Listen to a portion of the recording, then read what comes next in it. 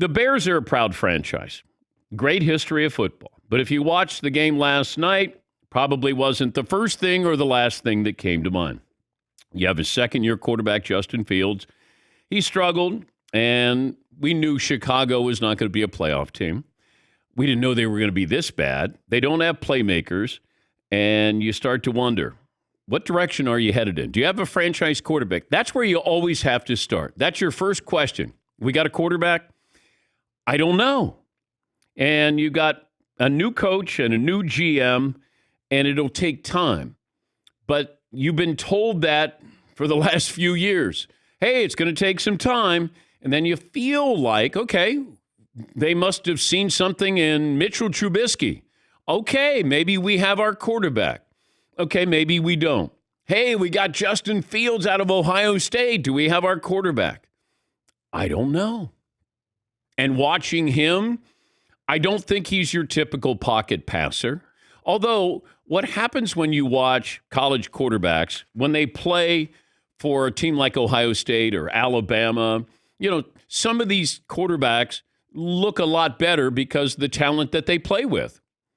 I mean, Cardale Jones, I don't know how good he was. Dwayne Haskins, how good he was. Go back to Alabama. A.J. McCarron. Not quite sure. They look really good in the moment. Hey, you guys score 50 points. But is Justin Fields more of a Cam Newton kind of quarterback? Does he see himself as a Lamar Jackson kind of quarterback? Well, he's not there yet, obviously. He has got a terrible quarterback rating. I think only Baker Mayfield and Trey Lance have worse quarterback ratings than he does. He can beat you with his legs. I want my quarterback to beat you with his arm. Call me old school, but give me that opportunity that we can do something. Like Lamar Jackson can still beat you with his arm. Kyler Murray can still beat you with his arm. But I'm watching last night, and granted, he doesn't have any weapons whatsoever, except for Montgomery. It's a long, long year. And then you have Carson Wentz. Carson Wentz should be better. He had 99 passing yards. And it's not like he can rely on his legs where you go, well, thank God he can scramble. He doesn't anymore because that got him in this situation. But you're watching, and all of a sudden you're going, this is primetime football. And then so here's something for you. This year, 2 of the 69 games played on Sunday. So that's just about 3%. 3% of the games have combined for 21 points or less. 2 of the 6 games played on Thursday night have combined for 21 points or less. That's 33%. Yes, it is. Stat of the day. Stat of the day. Stat of the day. Here comes that what? Stat of the day. And the Bears are only a couple of plays away from being 4-2.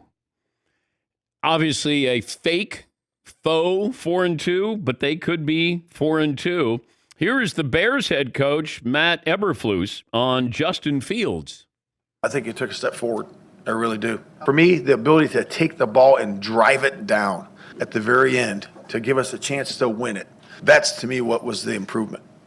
You had about 57 minutes of bad football, and then it got a little bit interesting. Just because, and we said this yesterday, it might be good because it'll be bad. It'll be close. Nobody's going to blow anybody out here. And then you had the moment with Ron Rivera. Now, earlier in the week, Coach Rivera of the Commanders was asked about what's the difference between his team, the Commanders, and the other teams in the NFC East. And he said quarterback.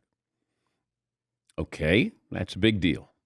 Now, he's since kind of walked that back and apologized and meant to say the quarterbacks the other teams have been there for a little while. Jalen Hurts hadn't been there that long. Danny Dimes has been there but not played well, and Dak's been in and out of the lineup. Now, he says quarterback's the issue, and then there was the article ESPN had on Daniel Snyder. And Daniel Snyder is quoted as saying he's the one who wanted Carson Wentz.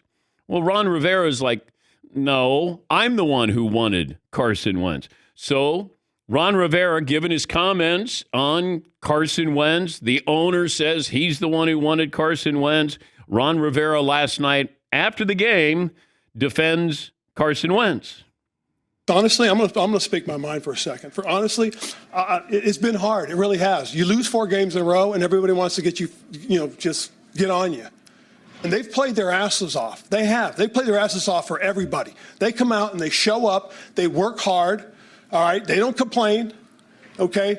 They hear all this stuff and they got to deal with it. I get that. And I respect them for that because they're resilient. They come back. Everybody keeps wanting to say, I didn't want anything to do with Carson. Well, I'm the guy that pulled out the sheets of paper, that looked at the analytics, that watched the tape in the when we were at Indianapolis. Okay. And that's what pisses me off. Because the young man doesn't deserve to have that all the time. I'm sorry, I'm done. Okay. Love coach, but he created this. He said quarterback. If he says, hey, you know what? The difference is they have maybe a better all-around team. The Cowboys have a better all-around team, and the Eagles do. But they got a head start on us, and give them credit. We're trying to get there. He says quarterback. Well, is he all in on his quarterback?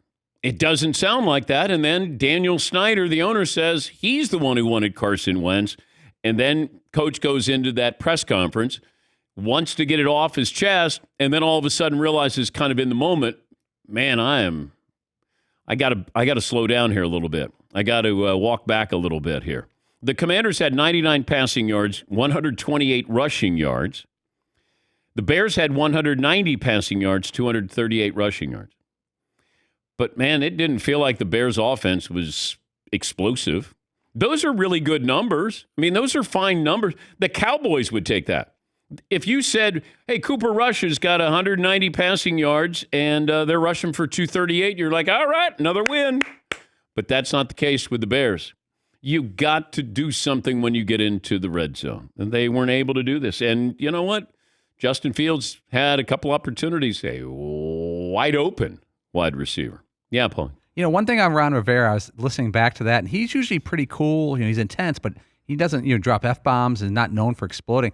I think that's a buildup where, this guy's a football coach, and he's paid to coach football, but it seems like every 3 weeks he has to answer questions about his owner getting in a jam when the owner doesn't have to answer questions about getting in a jam. Why are we asking Ron Rivera about the owner's missteps? But this happens to him he's in his year 3 of defending Dan Snyder or having to comment on Dan Snyder. And I think that's why he lost his cool. Like another article about my owner that I have to answer for. My job is to coach football. Yeah, but he could have gotten out of this. Oh, yeah. I'm just saying. He created this. He said quarterback. He created it this week, but I think moreover, when he sees that article and he's like, I got to answer this tonight. Yeah, but this has nothing to do with Dan Snyder being a horrible person or owner. This is, if you want to comment on Dan Snyder, there are a lot of other things you could have commented on. This had to do with Daniel Snyder reportedly said he wanted Carson Wentz. And the reason why is that would take some heat off Daniel Snyder. It doesn't sound like he wanted Carson Wentz. He got Carson Wentz because people would talk about Carson Wentz. Understand that this whole bait and switch that Daniel Snyder has pulled off. Anytime we start talking about him, something happens where we move our attention to somebody else or something else in the organization. Right? How about the nickname? Wait a minute. I thought about these, sexual harassment. No. Hey, what about diversity in the front office? I got an African-American, team president here. It's hey, over here. No, it's over here. This is what he's done. He's been a master at doing this for 20 years. And he might have done that at the expense of Carson Wentz. Do you look at Carson? They would have been as good, if not better. And I said this at the time with Taylor Heineke. I truly believe that. Players loved him. Got him to a playoff. Young, inexpensive, take your chance on him. See if you have it. Ride it out for a little while. Maybe you have a Cooper Rush type of quarterback there. Hey, you know what? He knows what he's doing. Carson Wentz goes out there, and it looks like he lacks any confidence. I wasn't going to say total confidence. He has the ability to make some great plays. But I don't think he has the confidence to be able to sustain that. He looks like he's always thinking. You also have Justin Fields. Nobody holds on to the football longer than he does. That's somebody who knows, I don't know who to throw to. Is anybody open? Also, you hold on to the football, you're probably going to have some pretty good rushing yards, attempts. And he had, 88 yards rushing last night. Not exactly what I want, but it's almost like that's the best you can hope for right now. Hey, you might throw for 200 yards, and why don't you be a two-way threat? Maybe you get us 50, 60 yards a game. Maybe. That's about it. But you're watching that game, and I call it Thursday night football. And you know what? I should apologize to Thursday night. Yes, Seton. Thursday night football has always been terrible, though. I mean, I know right now it seems glaring that it's really, but really ever since its existence, ever since Thursday night football became a thing, it was always the worst game of the week. The quality, you could have good teams, but the quality of play was not that Terrible. good. Last night you didn't have good teams and you didn't have quality of play. Correct. Yeah, that's a bad combo. Yes, it is. That's a tough combination. Yes. And I felt bad for Al Michaels because Al would do the Sunday games. He'd have the marquee game. He was there, Chris Collinsworth, Football Night in America, Sunday Night Football, Now all of a sudden he's looking around going, retirement doesn't sound that bad. That damn Tirico doing Sunday Night Football, and I'm stuck doing this with Herbie. Do you believe in mediocre football? Yeah, yes. I just imagine every time they go to break and they take off their headsets, Al looks and they, well, Kirk, my boy, you got another one here. You know what I mean? Like there's some kind of snarky comment.